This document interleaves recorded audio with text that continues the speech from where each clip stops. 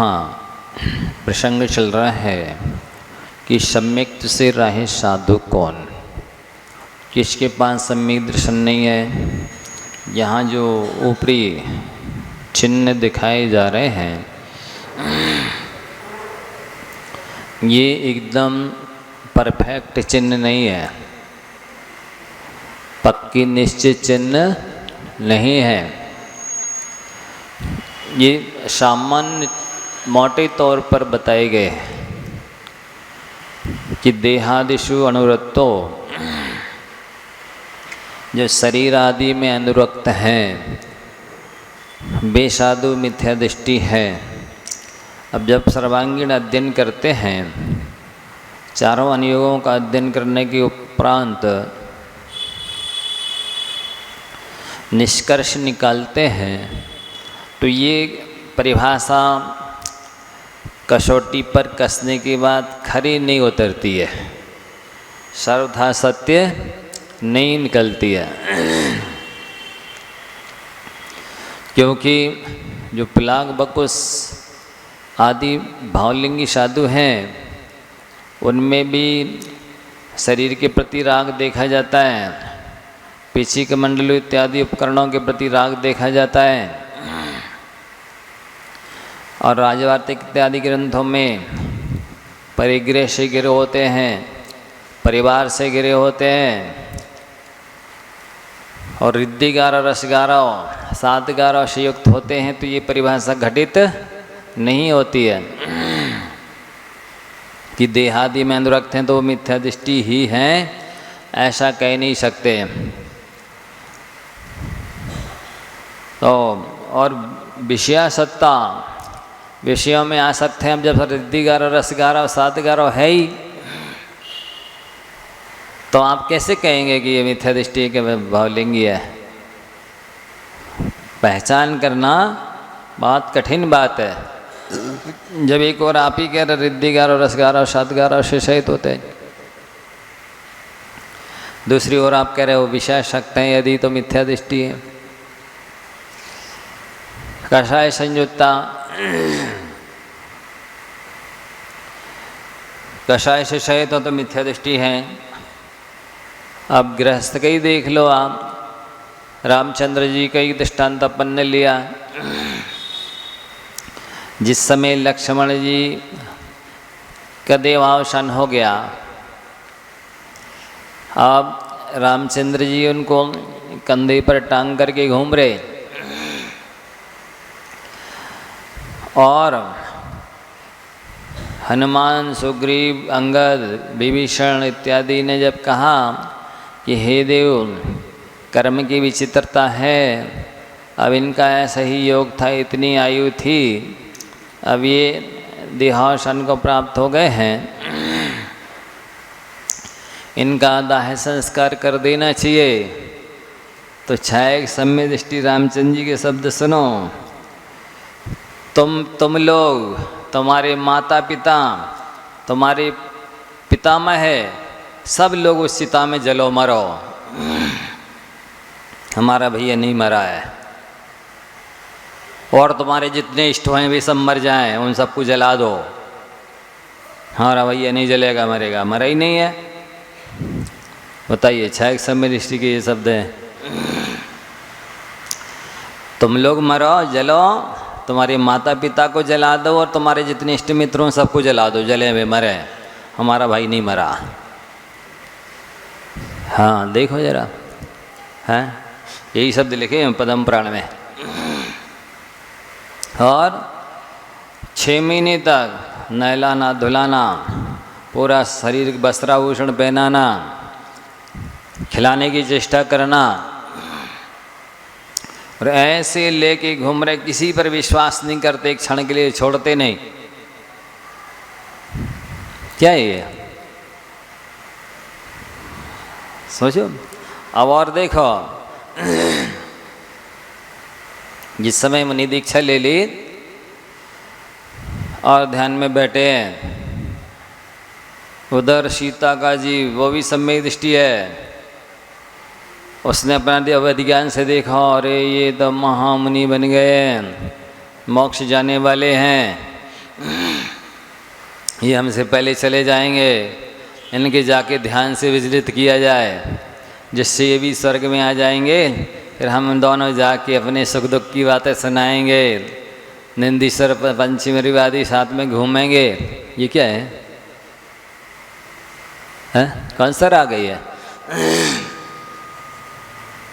आया प्रतीन्द्र का जीव, विक्रिया से सीता का रूप बनाया, एक नहीं हजारों सखियों के साथ, और कहा ये विद्याधर की कन्याएं आई हैं, इनने मुझसे कहा है अभी तुम दीक्षा मत लो, ये कुमार अवस्था है, यौवन अवस्था है, अभी तो भोग भोगने के दिन है, तुमने कहाँ छोड़कर दीक्षा ले ली, ऐसा मत करो।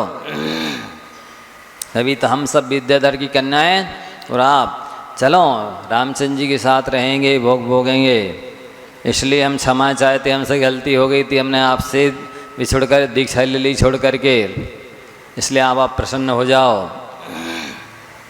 देखो जरा, सब में दृष्टि जीव है, पुरुष की पर्याय को प्राप्त हो गया है, और ऐसे एक महामुनि को ध्यान से विचलित करने की चेष्टा कर रहा है। मोक्ष न जा पाए, साथ में जाएंगे, या साथ में जाएंगे तो ऐसा तो नहीं, लेकिन हाँ साथ में सुख दुख की बातें सुनाएंगे, घूमेंगे, आनंद मौज करेंगे। राग परिणाम है, और क्या, साथ साथ रहेंगे, ये मोक्ष न जाए। क्या ये सम्यक दृष्टि की चेष्टा है? किसी को मुनि पद में ध्यान कर रहे हैं, वो श्रेणी आरोहण कर रहे हैं, मोक्ष प्राप्त करने वाले हैं, जीवन को भ्रष्ट करने की कोशिश कर रहे हैं। सम्यक दृष्टि ऐसा किसी को मोक्ष जाने से रोकता है? ऐसा ध्यान से विचलित करता है, अंतराय डालता है?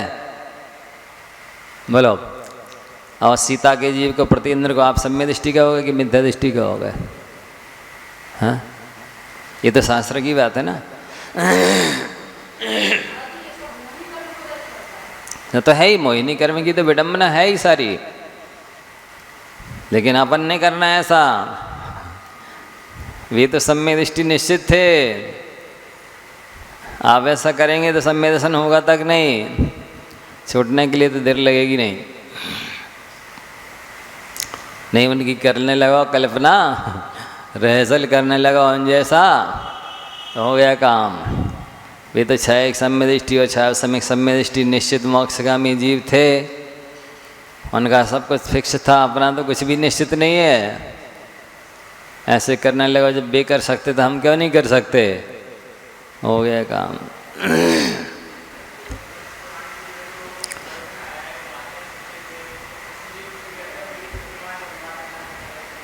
हाँ वही तो, ये सब देखो महापुरुषों की विचित्रताएं, कर्मों की विचित्रताएं देखिए।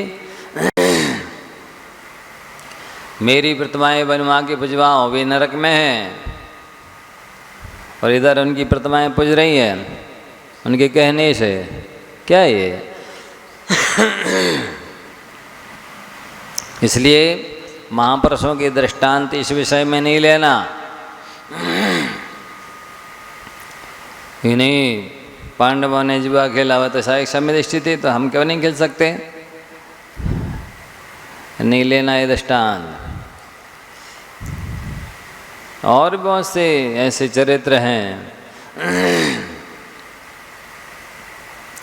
तो ये सामान्य परिचय है, परिभाषा है कि जो शरीर आदि में अनुरक्त होते हुए मिथ्या दृष्टि है।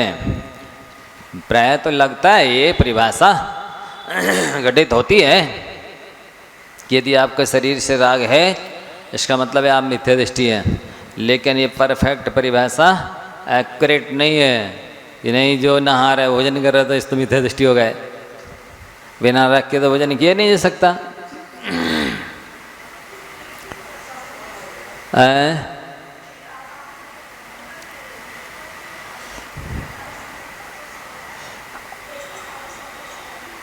हाँ वही कह रहे ना कि मतलब यदि उनको शरीर आदि में राग है, विषयों में आसक्ति है, कषाय से युक्त हैं, आत्म स्वभाव में प्रमादी हैं, सोए हुए हैं, वे साधु सम्यक से रहित हैं, तो अब आप बताइए ना, यही तो हम बता रहे हैं कि जब छठे गण स्थान में अशोभलेशा कृष्ण नील कांपोत भी हो सकती है। परिवार से परिग्रह से गिरे हो सकते हैं। एक आचार्य कथन नहीं है, सर्वान सिद्धि, राजवार्तिक, श्लोक वार्तिक और सारे ग्रंथों में है। भावलिंगी शादी के लिए वर्णन कर रहा है, जिसको आज हम और आप देखते नहीं, और इनके पास तो परिग्रह से है, हम नहीं मानते इन महाराज को, ये तो द्रव्यलिंगी हो गए, कुछ कहा नहीं जा सकता। ये खुद लिख रहे, परिग्रह से घिरे होते हैं फिर भी भावलिंगी हैं और निर्दोष 5 महाव्रत पल रहे।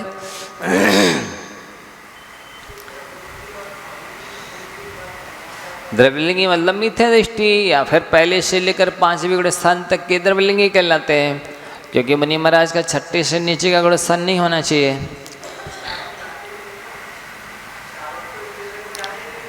नहीं न श्रावक जानते न, जिन मुनि महाराज जो भावलिंगी हैं या द्रव्यलिंगी वे भी नहीं बता सकते।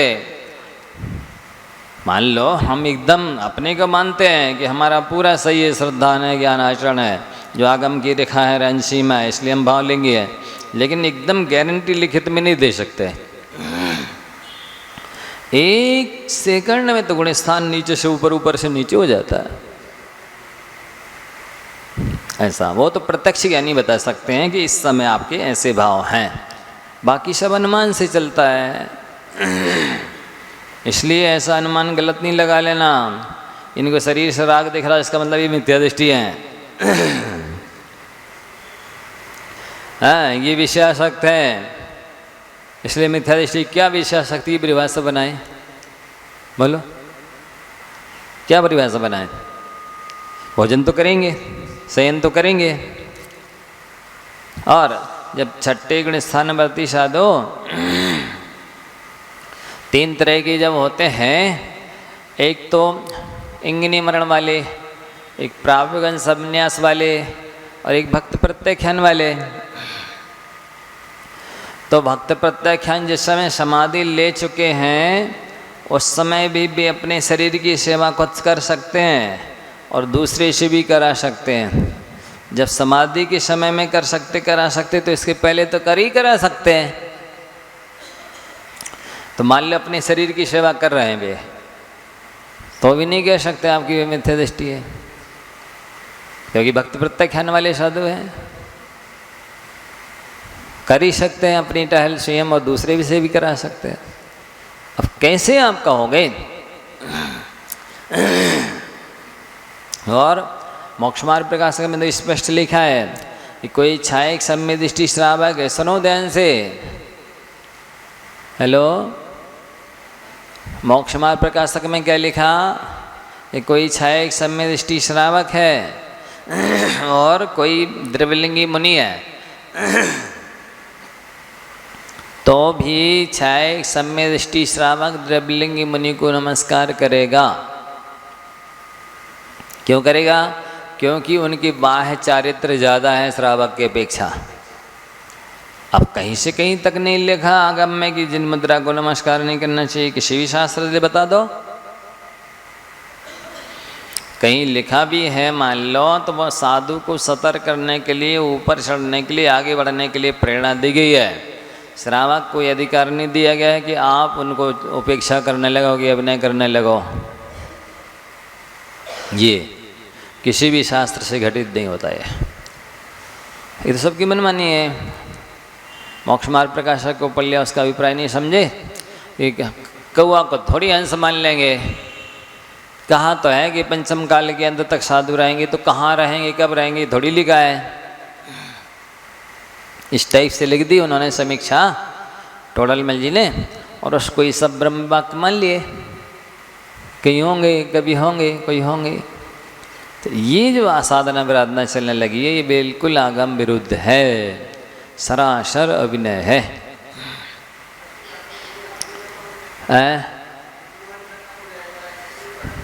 कुछ भी तो कर नहीं रहे, ना उपगोहन कर रहे, ना स्थितिकरण कर रहे, ना वात्सल्य दे रहे, ना धर्म की प्रभाव ना कर रहे, उल्टी और निंदा कर रहे, और उल्टा। और जब सहयोग नहीं करोगे तो अस्थितिकरण ही तो करना हुआ। जब आहार विहार निहार में सहयोग नहीं दे रहे, तो आप तो और स्थितिकरण का कर रहे हैं, अस्थितिकरण कर रहे हैं। कहाँ वात्सल्य है, कहाँ प्रभावना है? एक भी तो अंग का पालन नहीं हो रहा। श्रावक तो छठे काल का हो रहा, और साधु को हिंग संगनन में भी चौथे काल से ऐसा चाहिए। कैसे संभव है बताइए? और आचार्य तो कह रहे हैं कि इस हिंग संगनन से 1 बरस तपस्या कर लिए, मान लो 1000 बरस तपस्या करने के बराबर फल मिलेगा आपको। निर्जरा होगी इतनी, आगम से कहीं तक सिद्ध नहीं होता। ये तो बिल्कुल आगम बाह्य पंथ है, जैन पंथ नहीं है। धर्म में विघातक है, तीर्थ का उच्छेद करने वाले लोग हैं बिल्कुल। तो कषाय संयुक्त, आप संजलन कषाय तो है ही कि नहीं है?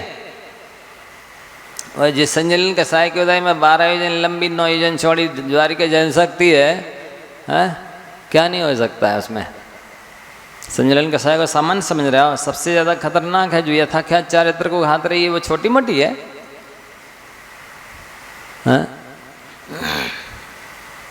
क्या नहीं हो सकता है क्रोध मन मय लोभ में? संजलन तो बैठी है कि नहीं है? तो ये लोग समझने तैयार नहीं है।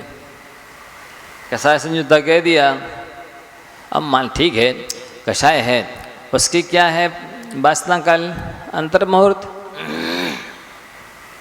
मान लो आ भी गई क्रोध आदि कषाय, और अंतर मुहूर्त में भी तो डाउन हो गए, यथा स्थान हो गए। आपने ये कितना गुस्सा करते? अरे गुस्सा तो की, लेकिन उन्होंने कितनी देर की, ये भी तो देखना होगा ना। तो ये नहीं है लोगों को विवेक। आज सहावे सुत्ता, आत्मस्वभाव में सुप्त है यानी प्रमादी है। तो 24 घंटे थोड़े कोई ध्यान कर सकता है? हम आपसे पूछना चाहते हैं, आदिनाथ भगवान सर्वार सिद्धि से आए थे, ये तद्भव मोक्षगामी थे, चरम शरीरी थे, तीर्थंकर प्रकृति की सत्ता लिए थे, ठीक है, और वज्र सम नारा संगनन था। तो 1000 साल तक क्या करते रहे? अंतर मुहूर्त ध्यान लगाओ तो केवल ज्ञान होता है। उत्तम संगनन से एकाग्र चिंता निरोधो ध्यान अंतर मुहूर्तात्। उत्तम संगनन वाले एक किसी भी विषय में अपने मन को एकाग्र करें अंतर मुहूर्त तक, तो केवल ज्ञान हो जाता है। क्या कर रहे थे आदिनाथ भगवान 1000 साल तक? हाँ, ध्यान तो नहीं कर रहे थे, एकाग्र चिंता तो नहीं थी, नहीं तो केवल ज्ञान हो जाता है। ये तो इस बात का सबूत है। जब बे महापुरुषों की ये हाल है, हाँ, बाहुबली भगवान एक स्थान पे खड़े हैं, 4 महीने गर्मी सह रहे, 4 महीने ठंडी सह रहे, 4 महीने बरसात सह रहे, हाँ, और इतनी नहीं डांस मच्छर सह रहे, इतनी नहीं बेलें चढ़ गई, इतनी नहीं बामी बना ली, इतनी नहीं सांप रह भी रहे, इतने ही नहीं घोंसले भी बना लिए, बड़े बड़े वाल हो गए सब पक्षियों ने, इतना ही नहीं रह भी रहे, इतना ही नहीं चहचहा भी रहे, फिर भी आँख भी नहीं खोली, रोम भी नहीं मटकाया, हाथ पांव हिलाने की बात तो दूर। 1 साल तक क्या करते रहे? ध्यान तो नहीं कर रहे थे, तो केवल ज्ञान हो जाता। जब उन सर्वार सिद्धि से आए तद्भव मोक्षगामी चरम शरीरी छायक सम्य दृष्टियों की हाल है। आप इधर देखना शायरा, आत्मस्वभाव में सब रहे थे, सम्य दृष्टि कहाँ हो जाए? तो यहाँ वहाँ दुनियादारी में लगे। 24 घंटे ध्यान होता है, और 24 घंटे आप लगे हो हमारे साथ में।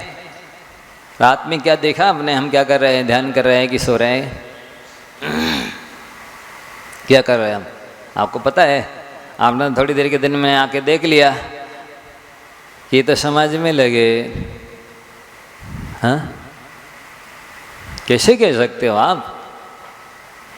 तो देख, परीक्षा करना छद्मस्त के बस की बात नहीं है। तो यद्यपि ये हम अपने में विचार कर सकते हैं, ये उपदेश हमारे लिए है कि हम विचार करें कि मुझे कितना शरीर आदि के प्रति राग है, मुझे कितनी विषयों के प्रति आसक्ति है, मेरी कसाई कितनी तेज है, मैं आत्मस्वरूप के विषय में कितना सावधान सजग हूँ या प्रमत्त हूँ। तो हम अपना अनुमान लगा करके सुधार करें, ये तो बात ठीक है। आप परीक्षा कर रहे हो, नहीं नहीं ये तो ऐसे हैं इसलिए निगलेक्ट कर दो, आपको अधिकार है ही नहीं। आपका विषय क्षेत्र है ही नहीं, आपके सब्जेक्ट या कोर्स में ये सब्जेक्ट है ही नहीं।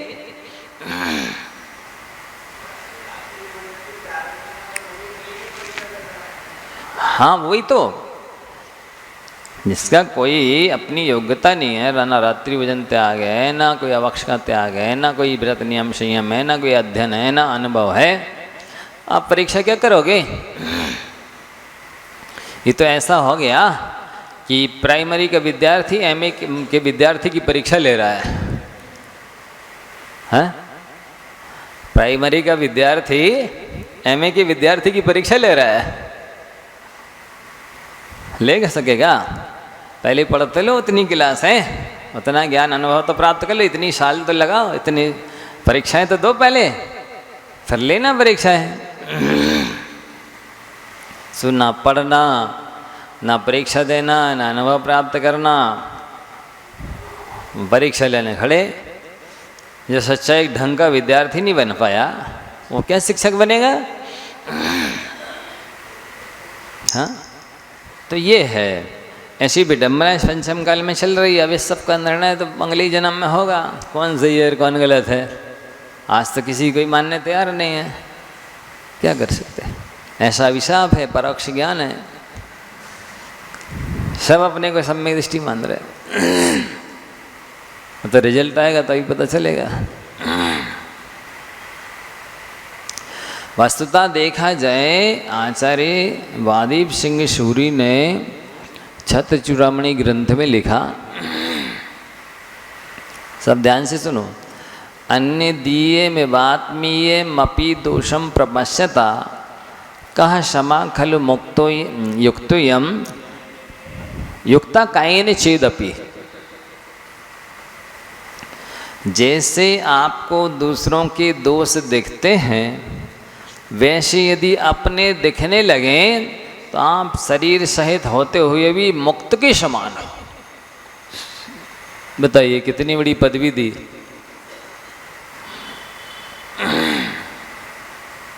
इतनी बड़ी उपाधि दे रहे हैं कि आप भले शरीर सहित हो, लेकिन अपने दोष आपने देख लिए, जान लिए, मान लिए हैं, तो आप मुक्त हो गए हैं। क्योंकि दोष पता चलना ही मुश्किल है, दोषों को जानना ही मुश्किल है, दोषों को स्वीकार करना मुश्किल है। जान ले, मान ले, स्वीकार कर ले तो व्यक्ति को फिर अंदर में ये भाव बन जाता कि हाँ मेरे अंदर ये कमी है, इसको निकालना है, तो कभी न कभी निकाल लेगा। जब जानेगा ही नहीं, मानेगा ही नहीं, श्रद्धानी नहीं करेगा तो निकालने का सवाल ही कहाँ। तो ये है। और तपस्वी साधु के पास कार्य, इच्छित कार्य को सिद्ध करने वाली, तपस्वी साधु के पास इच्छित कार्यों को सिद्धि करने वाली जो श्री द्वितीय शक्ति होती है, वो तो इंद्र के पास भी नहीं होती, इतनी शक्ति होती है। इसलिए श्रावक तो यदि कोई साधु ने आदेश दिया है तो अपना हो भाग्य मानना चाहिए कि मुझे इस लायक समझा, गुरु ने मुझे आज्ञा दी, मैं उसका पालन करूं तो मेरा तन मन धन धन्य धन्य हो जाए, कृतकृत्य हो जाए।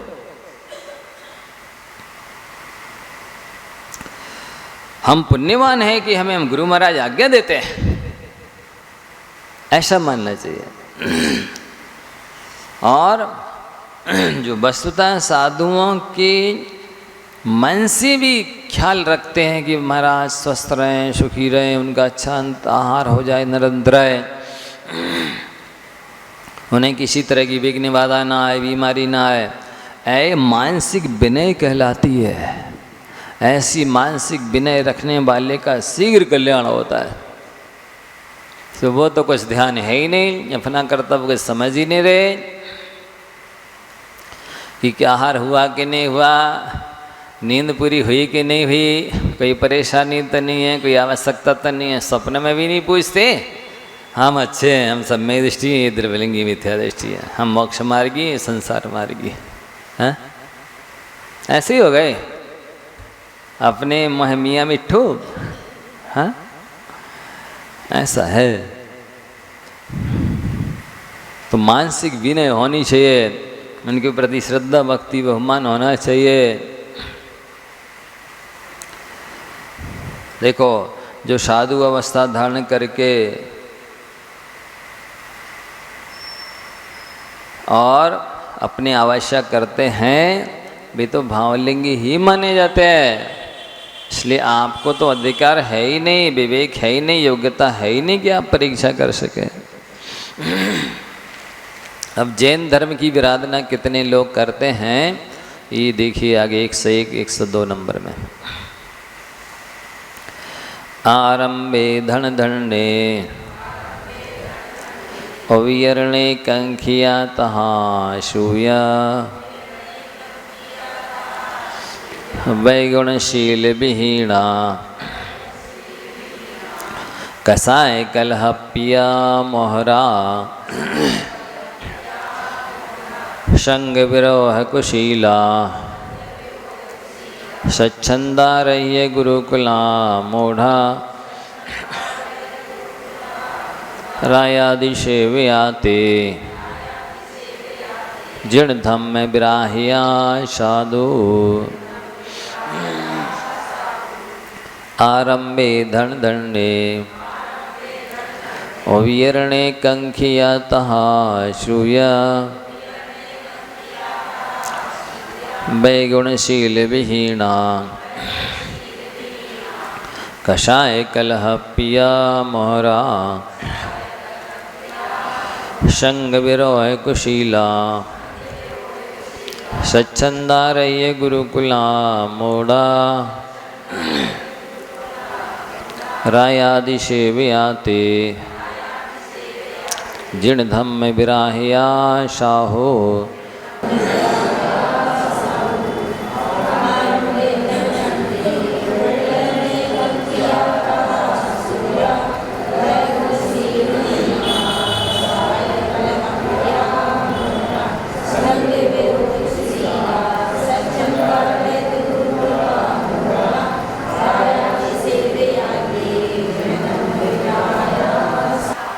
इतने विशेषण जिनके पास होते हैं वे जिन धर्म की विराधना करते हैं।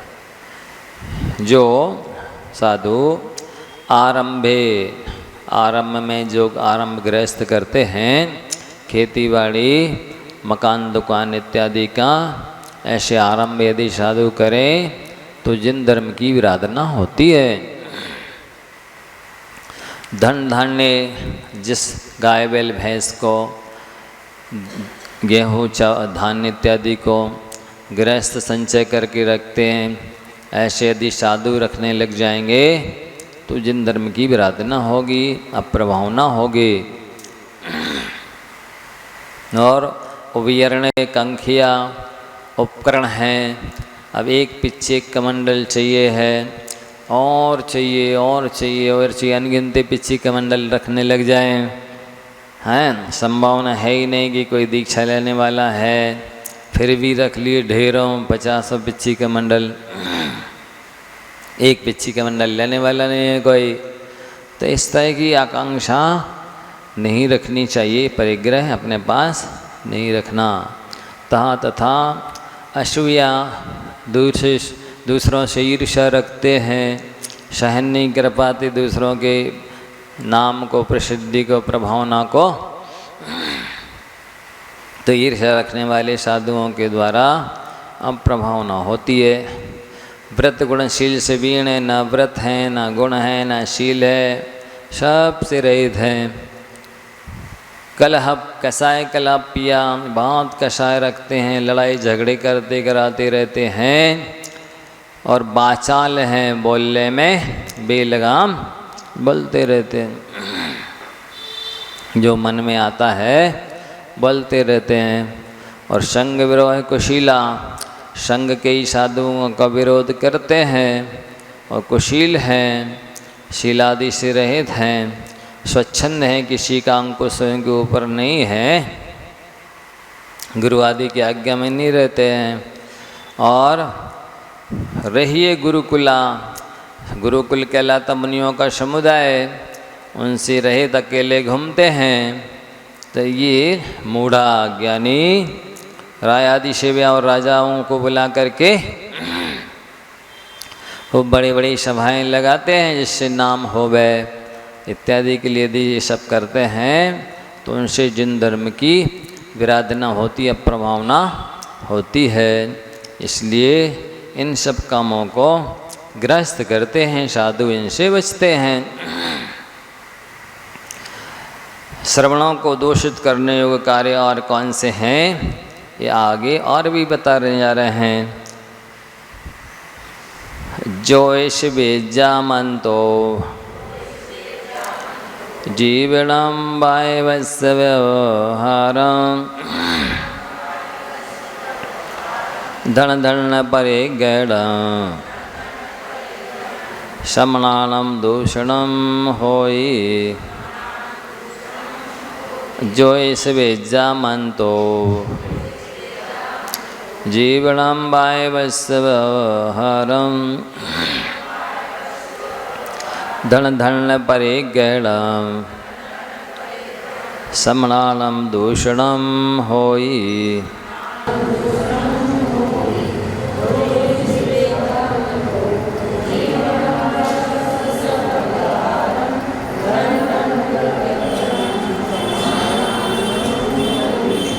अब जैसे कोई गृहस्थाचार्य होते हैं, ऐसे ज्योतिषाचार्य वगैरह होते हैं वह सारे, तो वो अपने उसके माध्यम से ही अपनी गृहस्थी चलाते हैं।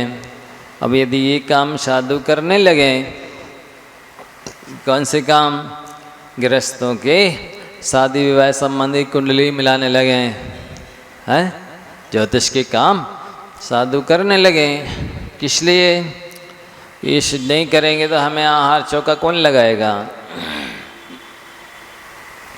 तो इस उद्देश्य से करना, इसके निमित्त से ये चौके लगाएंगे। तो ये ज्योतिष जो एक प्रकार की उन्हें आजीविका बना ली आहार की, तो ये निंदनीय है। ये काम साधुओं का नहीं है। ये गृहस्थ ज्योतिष किसी की जन्म कुंडली और ये शादी की कुंडलियाँ और ये सब बनाते रहें, ये सब ज्योतिष भविष्य बताते रहें, हस्तरेखा देख देख करके, कुंडली देख देख करके, और फिर उसके बदले में ख्याति पूजा लाभ अर्जित करें।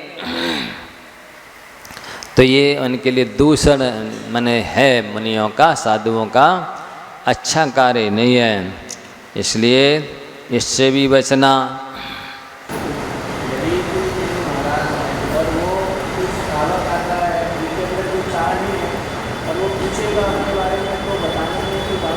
देखो वैसे पुराण ग्रंथ में आता है कि अवध ज्ञानी मुनिराज से ने उन्होंने पूछा मेरी बेटी की शादी कब होगी, किससे होगी। ऐसे कई प्रसंग मिलते हैं पुराण ग्रंथों में कि किसी ने कुछ पूछा और उनको आता है, उन्होंने बता दिया।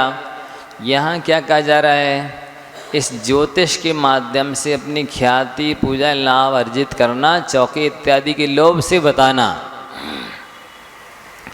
कि नहीं बताएंगे तो ये चौके नहीं लगाएंगे, ये पूजा नहीं करेंगे, ये पूछेंगे नहीं, हमें कोई चीज़ आवश्यकता है तो लाएंगे नहीं।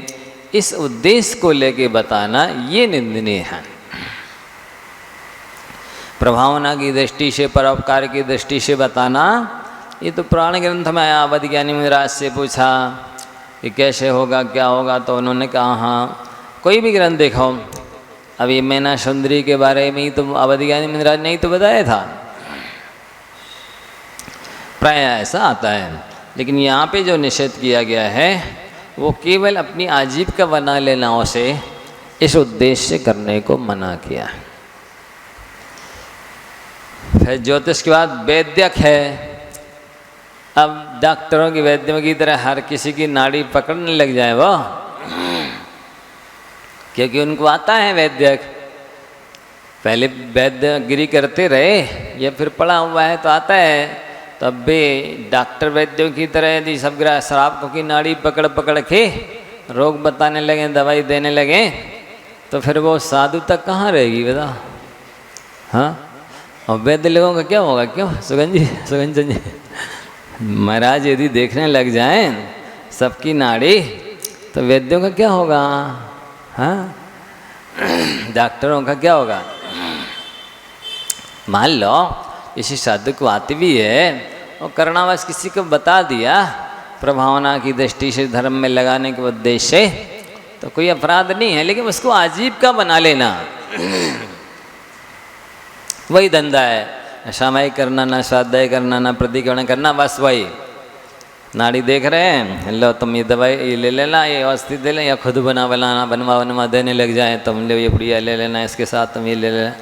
ये काम साधु करने हैं। मन तो उपजीव, अब मंत्र के माध्यम से उपजीविका कर रहा है। ये मंत्र तुम ले जाओ, इससे तुम्हारी संपत्ति बढ़ जाएगी, ये मंत्र तुम ले जाओ, इससे तुम्हारे लड़की की शादी हो जाएगी, तुम मंत्र ले जाओ, इससे दुकान चलने लगेगी।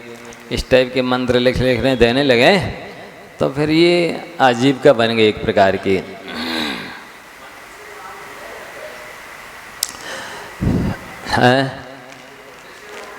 देखिए ऐसा है, मंत्र से पुण्य बढ़ेगा, पुण्य से कार्य होंगे, तो पुण्य और प्रसाद दोनों ही चाहिए पड़ते हैं।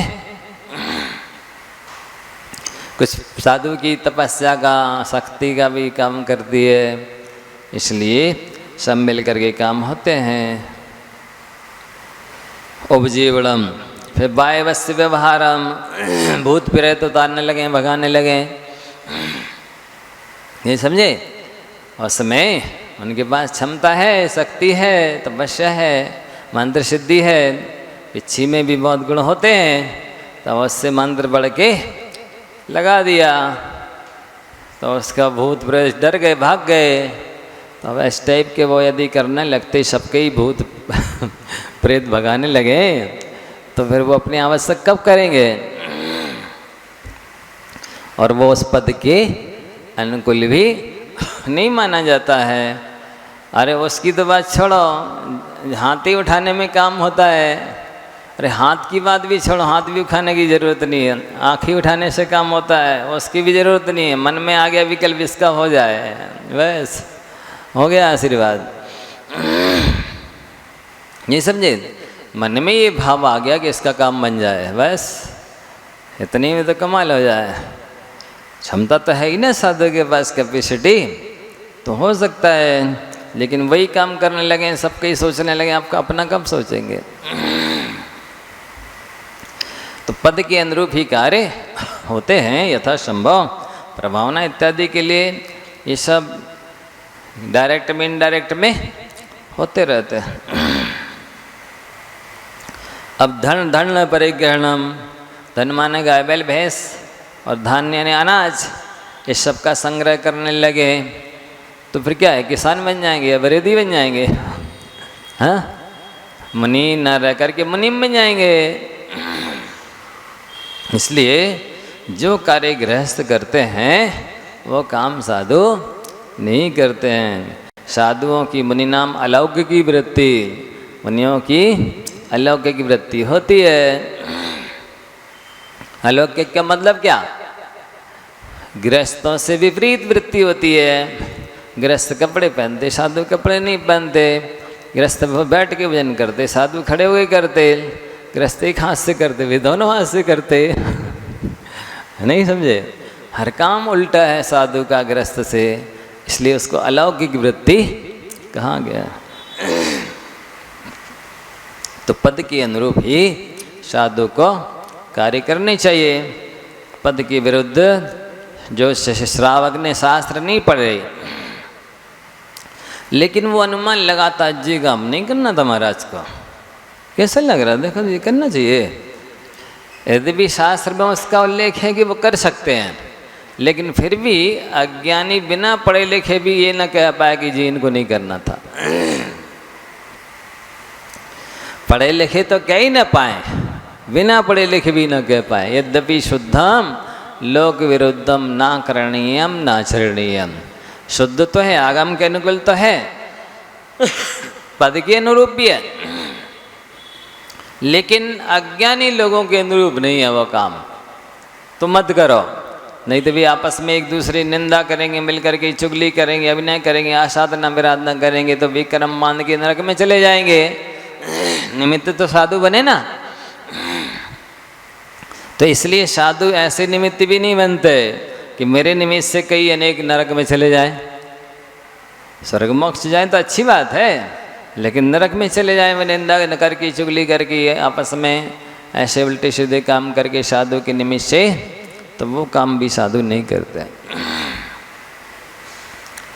इस तरह यदि करते हैं तो श्रमणानम दूषणम हुई, श्रमणों को मुनि महाराज को दोष लगता है।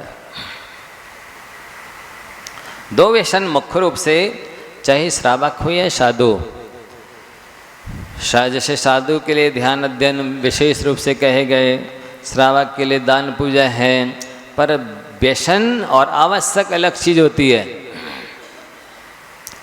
वैसे व्यसनों से कहते हैं जिसके बिना रहा ना जाए, चैन न पड़े। अब वो दो तरह के होते हैं, एक शुभ व्यसन और एक अशुभ व्यसन।